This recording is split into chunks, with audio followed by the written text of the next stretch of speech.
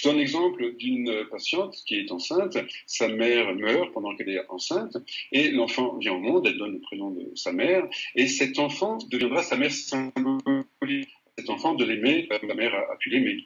Ou une autre femme, donc, elle a été très malheureuse dans son enfance, et elle a très peu connu ses parents, sa mère était toujours au travail, etc.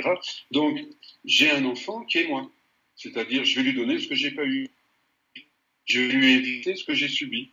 Donc, notre être historique doit se poser la question, eh bien, qui est cet enfant pour moi, pour mon histoire? Quel rôle, quelle place il prend?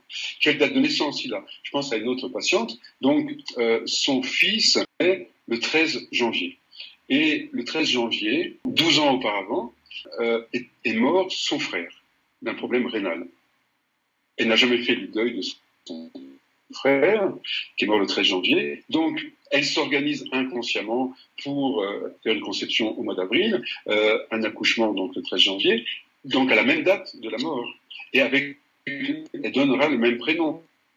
C'est-à-dire que je ne fais pas le deuil de mon frère, et il est vivant, puisque je l'appelle toute la journée, puisque je lui donne à manger toute la journée. Donc, cet enfant, lorsqu'il aura 12 ans, l'âge de la mort de l'oncle, eh bien, il se retrouvera à l'hôpital avec la même maladie que le frère de la mère.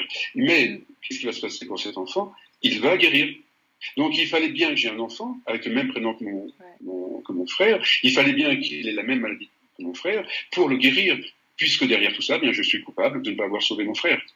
Donc, là, je suis une bonne sœur. Je me suis bien occupé de lui. Il n'est pas mort de ce problème rénal, puisque c'est un problème rénal à l'époque. Donc, quel rôle je donne, quelle place je donne à cet enfant, quelle charge je lui donne. Et c'est Boris Cyrulnik qui dit s'il n'y avait pas un désir d'enfant, il n'y aurait pas d'enfant. Donc, il faut bien qu'on ait quelques névroses, entre guillemets, pour qu'il y ait conception.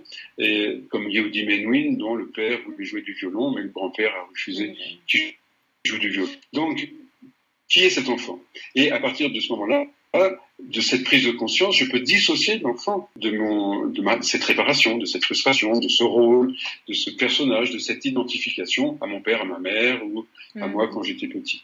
Donc, je libère de cette situation, ma prise de conscience, et puis après, par le dialogue, je lui explique. Je dis, ah, tu vois, t'as tel prénom, tu as tel nom, etc., parce que ma maman était importante. Mais j'en parle quand cela est réglé, quand je suis apaisé, quand c'est juste un fait historique, d'une écoute historique, pour son corps historique, sa réalité historique. Et là, tout va bien. Il prend l'information.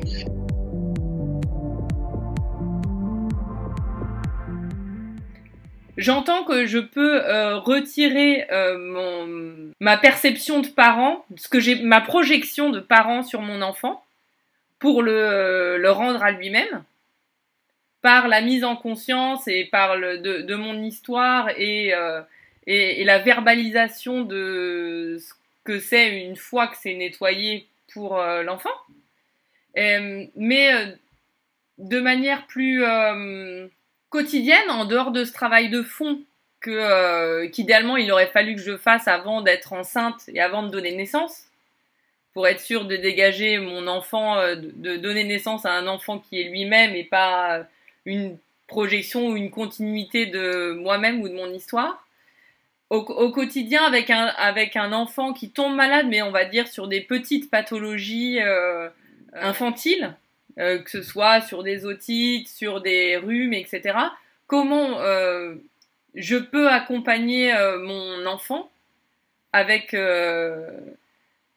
vos éléments de perception? Quelles questions j'aurais à me poser ou à poser à mon enfant pour l'amener à la guérison ou l'amener juste à la prise de conscience de cette émotion qui provoque cette réaction du corps aujourd'hui?